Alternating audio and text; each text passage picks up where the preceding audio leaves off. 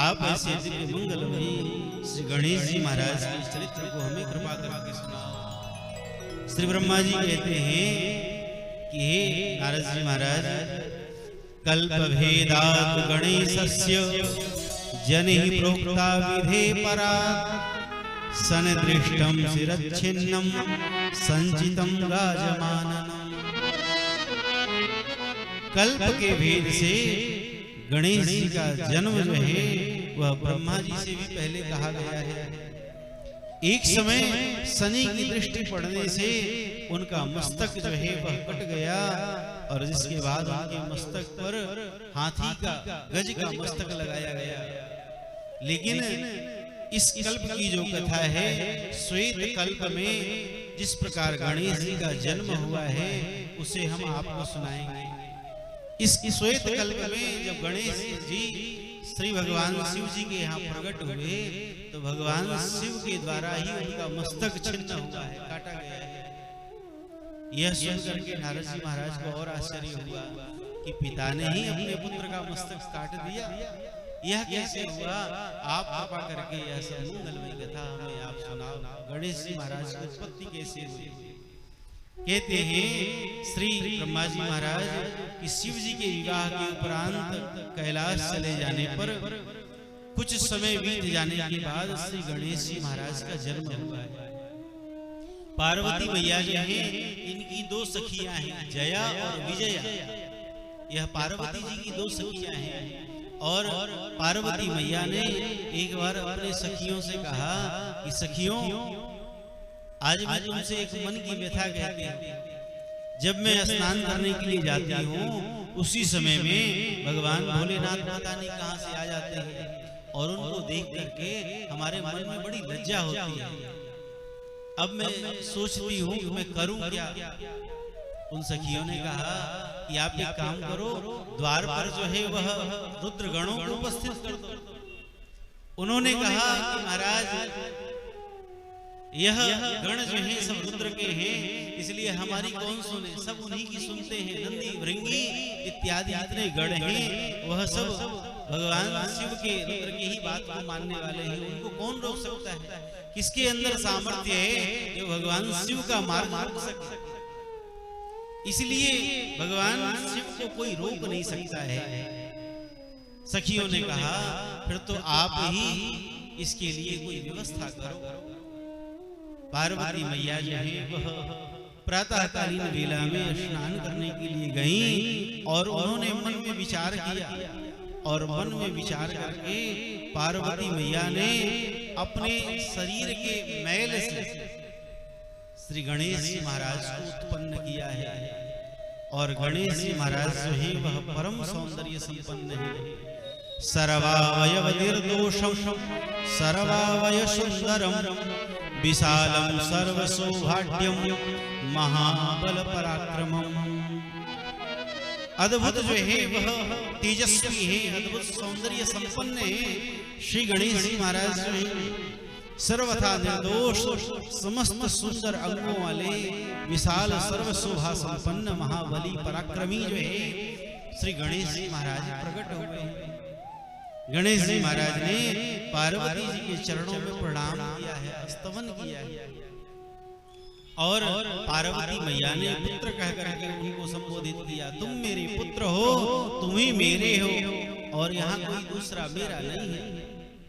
इस प्रकार कहे जाने पर उन्होंने पार्वती मैया के चरणों में मस्तक रख करके प्रणाम किया है। मत पुत्रस्तम मदीयोसी नान्यः कश्चिदिह अस्ति मे एव मुक्तः सपुरुषो नमस्कृत्य शिवांग जगौ। पार्वती मैया के चरणों में गणेश जी महाराज ने प्रणाम किया है और कहा, माँ आपकी प्रसन्नता के लिए मैं क्या करूं? किम कार्यम विद्यते तेत्यो करवाणि तवोदितम। आप कहो हम क्या करें आपकी प्रसन्नता के लिए? यह सुनकर के भगवती माता पार्वती प्रसन्न हुई हैं और उन्होंने कहा कि हे तात मेरे वचन को सुनो, तुम आज से मेरे द्वारपाल बनो। तुम मेरे पुत्र हो और केवल तुम ही मेरे हो। तुम्हारे अतिरिक्त यहाँ कोई नहीं है, इसलिए हे पुत्र मेरी आज्ञा के बिना कोई भी मेरे कक्ष के घर के भीतर प्रवेश न कर सकता। और ऐसा कह करके पार्वती मैया ने एक दंड जो है वह गणेश महाराज को दिया है। यह दंड तुम धारण करो, इसके द्वारा तुम आत्मरक्षा भी करना, और अगर कोई तुम्हारे ऊपर प्रहार करे, कोई तुम्हारी बात ना करे, जबरदस्ती करे, तो तुम लाठी भी चार्ज कर सकते हो। आदेश दिया है यष्टि पाणि महावीर पार्वती हित काम्यया। तुम इस यष्टि, तुम इस दंड को धारण करो और इसके द्वारा तुम रक्षा करो। द्वार पर खड़े होकर मेरी आज्ञा के भीतर कोई भीतर प्रवेश न कर सके।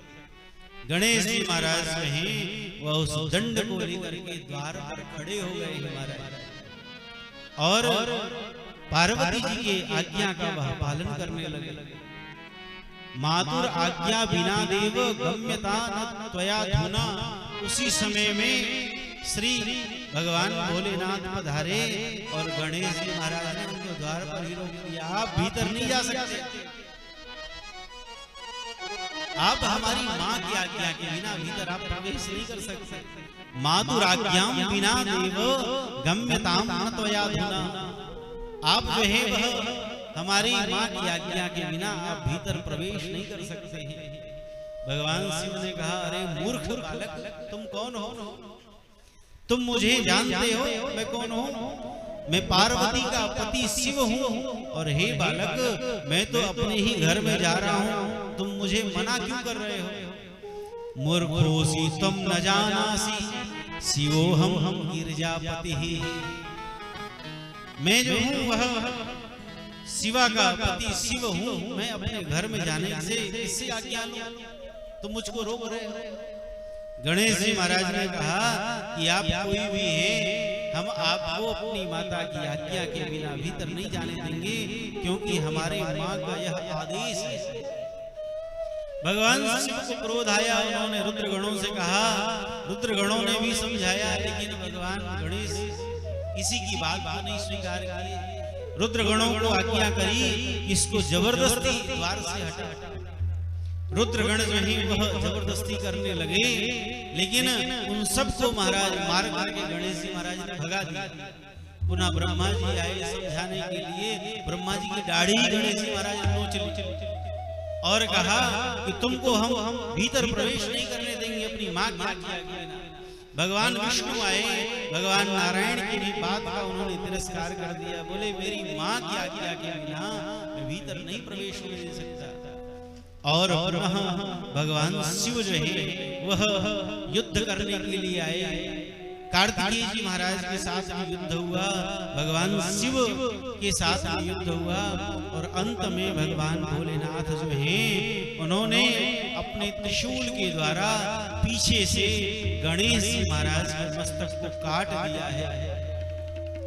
एतदस्माद्याद्य शूलपाणि तथोत्तरे आगत्य च त्रिशूलेन तच्छिरो निरंकृतत। इसी बीच अवसर युद्ध में अवसर पाकर के श्री भगवान भोलेनाथ ने पीछे से गणेश जी महाराज के मस्तक को काट दिया अपने त्रिशूल के द्वारा। और जैसे गणेश जी महाराज का मस्तक कटा और यह जया विजया ने बात बताई पार्वती मैया को। पार्वती मैया अत्यंत क्रुद्ध हुई हैं, नेत्र लाल लाल करके अपनी जटा अपने बालों को बिखेर करके, और उन्होंने अपनी दिव्य शक्तियों का आवाहन किया और कहा सारी सृष्टि को, सारे रुद्रगणों को समाप्त कर दो, पृथ्वी पर प्रलय ला दो। ऐसा महाराज उन्होंने आदेश किया। आज शिव ने हमारे पुत्र का वध किया है, इसलिए समस्त देवताओं का, समस्त शिव गणों का तुम सत्यानाश कर दो। देवी जो है पार्वती ने जब क्रोध पूर्वक इस प्रकार से आज्ञा करी, सोई महाराज पार्वती जी की आज्ञा पाते ही वह प्रलयंकारी शक्तियां जो है वह शकुद्यत हो गई और संहार करने के लिए वह सब चल पड़ी। वह देख करके भगवान शिव भी भयभीत हो गए और अंत में भगवान शिव देवताओं के साथ में जाकर के पार्वती जी से प्रार्थना किए कि देवी शांत हो जाओ, ऋषियों ने प्रार्थना करी कि हे अम्बिके आप शांत हो जाओ, शांत हो जाओ। क्षम्यताम क्षम्यताम देवी संहारो जायते धुना। हे देवी आप क्षमा करो, क्षमा करो, आप शांत हो जाओ। इस समय प्रलय होना चाहता है, इसलिए हे अम्बिके आपके स्वामी यही परिस्थित हैं, आप देखिए, आप शांत हो जाओ। भगवती पार्वती ने कहा कि ऋषियों अगर चाहते हो कि हमारा क्रोध शांत हो जाए तो हमारे पुत्र को तुम सब जीवित कर दो, तभी हमारा क्रोध शांत होगा। हमारा पुत्र जीवित हो जाए, यदि मेरा पुत्र जीवित हो जाए और तुम लोगों के बीच वह प्रथम पूज्य हो तो यह संहार नहीं होगा। आज से सबका यह अध्यक्ष हो, यदि तुम लोग ऐसा उसको वर दो तो लोक में शांति हो जाएगी। इस प्रकार से पार्वती मैया ने कहा और तब यह सुनकर इंद्राज जितने देवगण हैं सबने हाथ जोड़ करके भगवान शिव से निवेदन किया और भगवान भोलेनाथ जो है वह पार्वती जी के निकट में आए हैं और भगवान भोलेनाथ ने कहा देवताओं तुम सब उत्तर दिशा की तरफ जाओ और जो सर्वप्रथम मिले उसका सर लेकर के आओ और इसके शरीर से लगा दो। देवता सब जो है वह उत्तर दिशा में गए हैं और उत्तर दिशा में सर्वप्रथम जो है वह एक दंत एक हाथ वाला एक दांत वाला हाथी मिला है और महाराज उसके मस्तक को लेकर के आए हैं।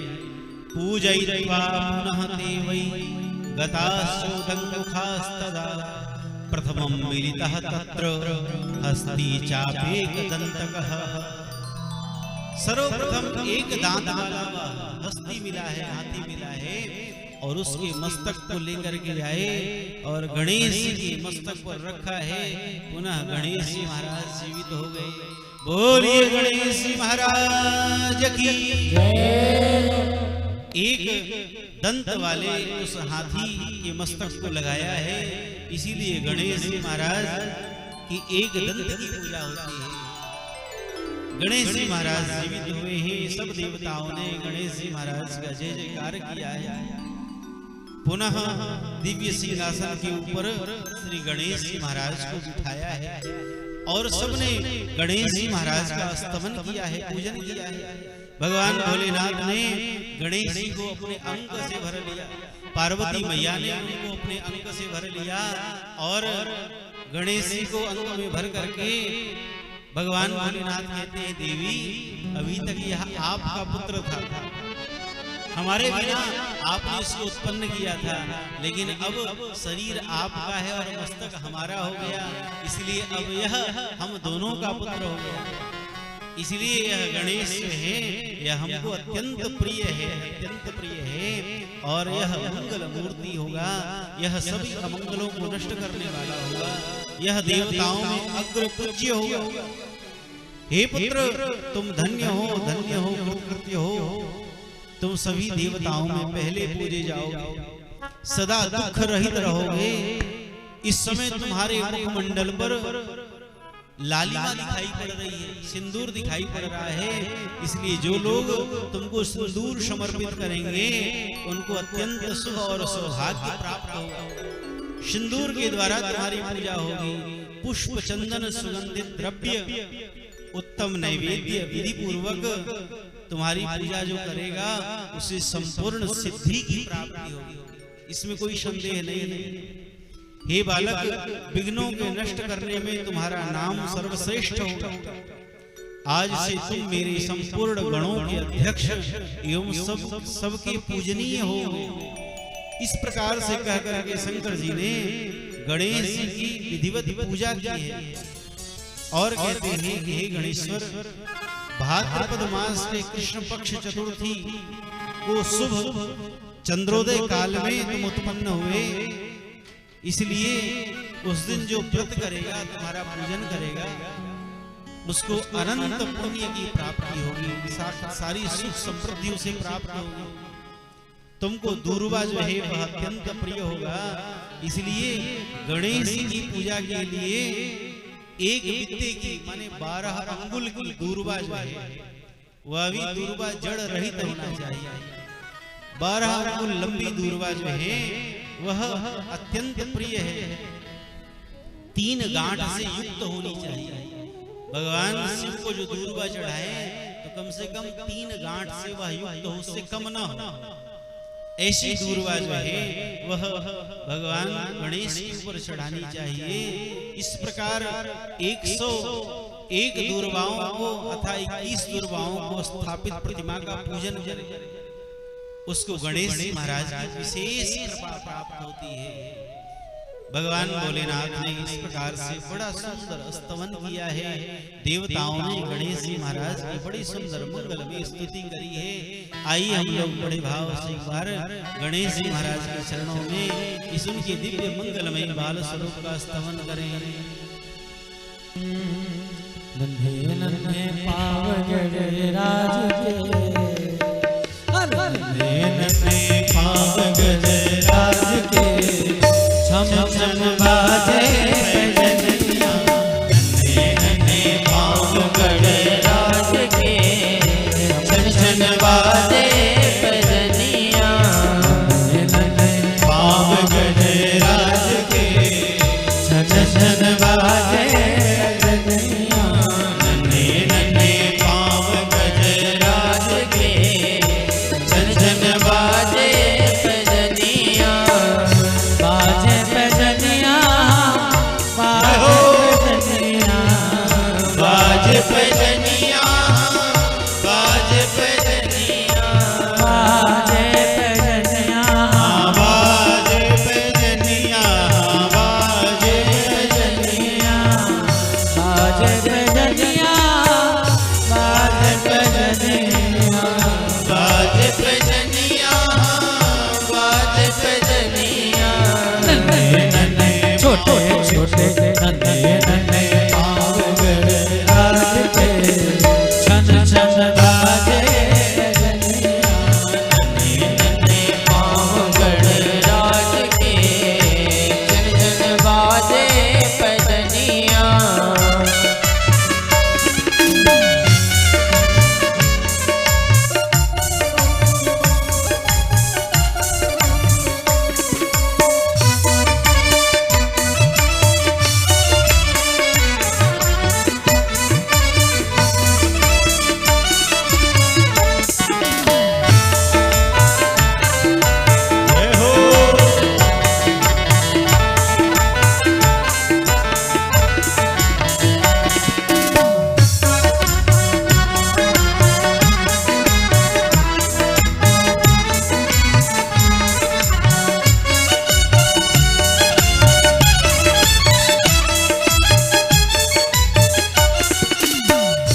ठुमक ठुमक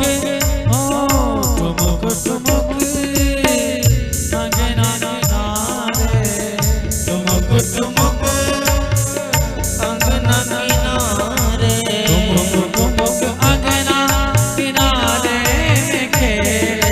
ठुमक ठुमक अंगना किनारे में खेले, किनारे में खेले, किनारे में खेले, किनारे में खेले,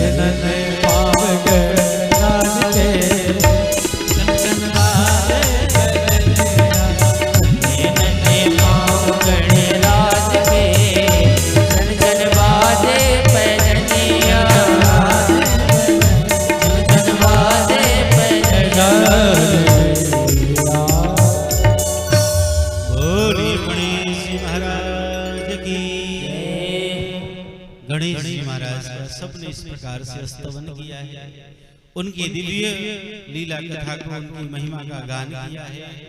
और पुनः श्री नारद जी महाराज से श्री ब्रह्मा जी कहते हैं, हे नारद जी, धीरे धीरे गणेश जी महाराज, कार्तिकेय जी महाराज जी दोनों बड़े हुए हैं। और एक दिन भगवान शिव और मैया पार्वती दोनों बैठ करके आपस में विचार कर रहे थे कि हमारे पुत्र जो है वह बड़े हो रहे हैं, इसलिए अब इनका विवाह कर देना चाहिए। आपस में चर्चा कर रहे हैं। इतने में यह बात कार्तिकेय और गणेश जी महाराज ने सुन लिया, तो दोनों जो हैं वह माता पिता के निकट में आकर के मचल गए, पहले हमारा विवाह होना चाहिए। गणेश जी महाराज कहते नहीं नहीं, पहले मैया हमारा विवाह होना चाहिए। दोनों आपस में मचल पड़े। भगवान शिव ने देखा और भगवान भोलेनाथ ने कहा कि देखो, तुम दोनों जो है वह संपूर्ण ब्रह्मांड की परिक्रमा के लिए जाओ और संपूर्ण ब्रह्मांड की परिक्रमा करके जो सबसे शीघ्र आ जाएगा उसी का विवाह पहले हो। यह सुनकर के कार्तिकेय जी महाराज ने माता पिता के चरणों में प्रणाम किया और अपने मयूर के ऊपर आरूढ़ होकर के ब्रह्मांड की परिक्रमा करने के लिए चल पड़े। पुनः महाराज गणेश जी ने सोचा कि वैसे ही हमारा विशाल आकार है, गणेश जी महाराज वैसे ही लंबोदर है, लंबा उदर है, और वाहन है क्या मूसक के ऊपर बैठ करके हम कितने द्रुत गति से ब्रह्मांड की परिक्रमा करेंगे। तो इस प्रकार से हमारा विवाह तो पहले होने से रहा, इसलिए इस प्रतियोगिता में हमको विजय श्री कैसे मिले। तो महाराज यह सोच करके गणेश जी महाराज ने अपनी बुद्धि का प्रयोग किया। गणेश जी महाराज ने बुद्धि का प्रयोग किया और गणेश जी महाराज ने जाकर के भगवती माता पार्वती और भगवान भोलेनाथ के चरणों में प्रणाम किया और प्रणाम करके उनकी 7 प्रदक्षिणा करी, 7 परिक्रमा करी। तेनाथ पूजितौ तौ च प्रक्रान्तौ च पुनः पुनः एवं च कृतवान् सप्त प्रणामास्तु तथैव सः। प्रणाम करके चरणों में भगवान भोलेनाथ और पार्वती के गणेश जी महाराज ने 7 परिक्रमा करी और गणेश जी महाराज ने कहा कि हे माता, हे पिता, आप दोनों जो हैं वह धर्म स्वरूप हैं, अत्यंत आप विद्वान हैं, इसलिए माता पिता मेरी धर्म सम्मत बात को ठीक ठीक सुनिए। मैंने तो 7 बार पृथ्वी की परिक्रमा की है, इसलिए आप हमारा प्रथम विवाह कराइए। भगवान शिव ने कहा कि तुमने 7 बार कहां परिक्रमा करी, तुमने जो है विशाल 7 द्वीप वाली समुद्र पर्यंत फैली हुई इस घनघोर जंगलों से व्याप्त पृथ्वी की परिक्रमा कब करी। गणेश जी महाराज ने कहा कि हे प्रभु, जो माता पिता को घर में छोड़कर तीर्थ स्थान में जाता है उसके लिए वह वैसा ही पाप कहा गया है जो उन दोनों के वध करने से लगता है। अपहाय गृहे यो वै पितरौ तीर्थमाव्रजेत तस्य पापं तथा प्रोक्तं हनने च तयोर्यथा। माता पिता को छोड़ करके और जो तीर्थ यात्रा में जाए, कहने का भाव यह नहीं कि माता पिता को छोड़ करके चला जाए, माता पिता की सेवा को छोड़ करके नहीं जाना चाहिए। अभी जब कुंभ का उत्सव चल रहा था तो उसमें जो है हमने एक कहीं न्यूज पढ़ा था कि कोई दंपति जो है वह अपनी माता को घर के भीतर ही बंद कर दिए, बाहर से ताला लगा दिया और चले गए कुंभ में स्नान करने के लिए। और कुंभ में जो नहाने गए वो पता नहीं 1 दिन में लौटे कि 2 दिन में लौटे कि 3 दिन में लौटे, कोई भरोसा नहीं। अंत में वह बुढ़िया बेचारी जो है भीतर से द्वार खटखटाने लगी।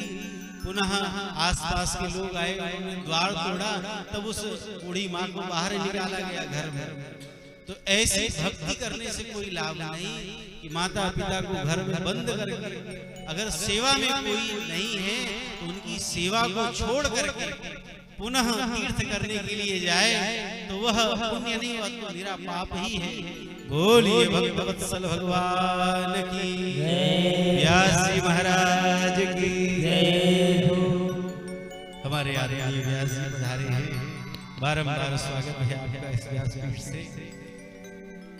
श्री गणेश जी महाराज कहते हैं कि हे भगवान भोलेनाथ, हे मैया पार्वती, माता पिता को छोड़ करके कोई तीर्थ यात्रा करने के लिए जाए, उनकी सेवा को छोड़ करके, तो माता पिता को वध करने का पाप उसको लगता है।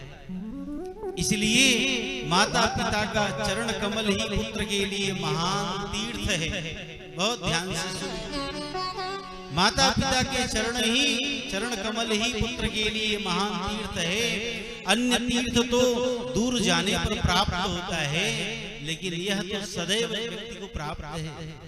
पुत्रस्य च महत्तीर्थम पित्रोः चरण पंकजम अन्य तीर्थम दूरे वै गत्वा संप्राप्यते पुनः। अन्य तीर्थ तो दूर जाने पर प्राप्त होता है, लेकिन यह तीर्थ सन्निकट रहने वाला सुलभ और सब साधनों का, सब धर्मों का मूल है। इसीलिए पुत्र के लिए माता पिता तथा स्त्री के लिए पति ही घर में सर्वोत्तम तीर्थ है। गणेश जी महाराज इस प्रकार से कह रहे हैं। शिव जी ने कहा कि ऐसा नहीं है।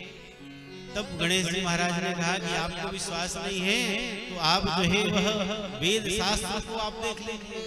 सोई ब्रह्मा जी महाराज जो है उनका आह्वान किया और कहा महाराज आप जो है वेदों में बताओ क्या लिखा है। ब्रह्मा जी महाराज कहते हैं कि हे भोलेनाथ, आपके इस पुत्र ने जो कहा वह बिल्कुल सत्य ही कहा है। इत्युक्त्वा पार्वती पुत्रः स गणेशः प्रकृष्टधीः। ब्रह्मा जी ने कहा कि आपका जो यह श्रेष्ठ उत्कृष्ट बुद्धि वाले पार्वती पुत्र गणेश है, यह जो कह रहे हैं बिल्कुल सत्य ही कह रहे हैं। और यह सुन करके महाराज भगवान शिव और पार्वती दोनों प्रसन्न हो गए। भगवान गणेश जो है वह बुद्धि के दाता है, परम बुद्धिमान है। इसमें कहा है कि बुद्धिर्यस्य बलम तस्य निर्बुद्धेषु कुतो बलम कूपे सिंहो मनोन्मत्तः ससकेन निपातितः। जिसके पास बुद्धि है उसी के पास बल है। बुद्धिहीन को बल कहां से प्राप्त होगा? जिसके पास बुद्धि है वही वास्तव में बलवान है। और यहाँ पर एक कथा सुनाई है, कूपे सिंहो मदोन्मत्तः ससकेन निपातितः। आपने यह कथा सुनी होगी। जैसे एक बार एक जंगल में सिंह जो है जिस जीव को पाता पकड़ करके खा जाता है, लोग बड़े भयभीत थे, पता नहीं कब किसको ग्रहण कर ले। तो वहां जंगल में एक नियम बना कि क्रम से सबके घर घर से एक एक लोग जाएंगे। तो सोई महाराज जो काम का नहीं होता उसी को सिंह के पास भेज देते। एक दिन जो है खरगोश का नंबर लगा, खरगोश को जो है भेजा गया और खरगोश जो है वह सिंह के निकट में आया। और रोज नियम था मानो 12 बजे सिंह के पास पहुंचना था। तो खरगोश जो है वह 1 घंटे विलंब से पहुंचा। 1 बजे भूख के मारे सिंह जो है वह बड़ा व्याकुल था, और भूख लगती है तो क्रोध भी आता है। तो वैसे ही उसका क्रोध चढ़ा हुआ था। खरगोश को देखा और उसने डांट डांट कर कहा कि तुमने इतना विलंब किया, तुमको हमसे भय नहीं लगता? हम तुम्हारे सारे परिवार को ही खा जाएंगे। खरगोश जो है बड़ा बुद्धिमान था महाराज, और उसने कहा कि हे राजन आप क्षमा करें, आप अवश्य हमारे सारे परिवार को खा लेना, लेकिन हम तो घर से 9 बजे ही चले थे कि 10 बजे आपके पास आ जाएंगे। लेकिन मार्ग में जो है वह एक सिंह और मिल गया और उसने कहा कि हम भी इस जंगल के राजा हैं, इसलिए हम तुमको खाएंगे। हम जैसे तैसे जो है वह उससे पिंड छुड़ा करके महाराज बच करके आपके पास आए, इसलिए महाराज क्षमा करो। सिंह बड़ा गंभीर हुआ और कहा अच्छा ऐसा कहा उसने कि हम जंगल के राजा? बोले हाँ महाराज बिल्कुल ऐसा ही कहा। ठीक है तुमको तो बाद में खाएंगे, पहले चलो बताओ वो कहाँ है। खरगोश आगे आगे साथ में लेकर के आया और एक बहुत विशाल गहरा कुआं था, कूप था। बोला महाराज इसी में है। और जैसे सिंह ने उस कूप में देखा तो उसको अपना ही प्रतिबिंब दिखाई पड़ा। जोर से भीषण गर्जना करी उसने तो कुएं से भी वैसे ही स्वर आया और यह देख करके वह क्रोधित सिंह जो है वह उसी कुएं में कूद पड़ा। सिंह का प्राणांत हो गया और खरगोश वह अपनी बुद्धि से बच गया। ऐसे बुद्धि ऐसे विवेक के द्वारा जो है गणेश जी महाराज ने भगवान शिव और पार्वती को संतुष्ट किया है और पुनः भगवान गणेश जी महाराज का प्रजापति विश्वरूप की कन्या सिद्धि और बुद्धि के साथ में मंगलमय विवाह हुआ है। गणेश जी महाराज में ही उनका विवाह हुआ। उनकी जो दो पत्नियां हैं सिद्धि और बुद्धि, लोग रिद्धि और सिद्धि कहते हैं, लेकिन यहाँ शिव पुराण में जो है वह सिद्धि और बुद्धि बताया गया। सिद्धि बुद्धि इति ख्याते शुभे सर्वांग शोभने ताभ्यां चैव गणेशस्य गिरिजा शंकरः प्रभो। सिद्धि और बुद्धि के साथ में श्री गणेश जी महाराज का बड़े धूमधाम से महाराज विवाह हुआ है और उन दोनों के द्वारा गणेश जी महाराज के यहाँ दो पुत्र उत्पन्न हुए हैं। सिद्धि से क्षेम नाम का पुत्र उत्पन्न हुआ और बुद्धि से लाभ नाम का पुत्र उत्पन्न हुआ। मानो यह शुभ और लाभ यह दोनों पुत्र जो है गणेश जी महाराज के यहाँ उत्पन्न हुए हैं। यह देख करके भगवान शिव पार्वती अत्यंत प्रसन्न है, अत्यंत आनंदित है। और इधर महाराज बहुत समय के बाद जब कार्तिकेय जी महाराज परिक्रमा करके समस्त ब्रह्मांड का लौटे तो देख रहे हैं यहाँ हमारे छोटे भाई गणेश जी के यहाँ तो बाल गोपाल भी हो गए, विवाह भी हो गया, बालक भी हो गए। कार्तिकेय जी महाराज को बड़ा क्रोध आया और वह माता पिता के चरणों में प्रणाम करके पुनः क्रौंच पर्वत के ऊपर चले गए और तपश्चर्या में निरत हो गए। और गणेश जी महाराज इस प्रकार से आनंद पूर्वक अपने पत्नियों के साथ बड़े आनंद पूर्वक जो है वह विराजमान हुए हैं। हम सब ने बड़े भाव से इस प्रकार से आज श्री कार्तिकेय जी महाराज और गणेश जी की मंगलमय कथा को श्रवण किया है। आइए गणेश जी महाराज के मंगलमय चरणों में प्रणाम करते हुए आज इस मंगलमय कथा को हम लोग यहीं पर विश्राम करेंगे।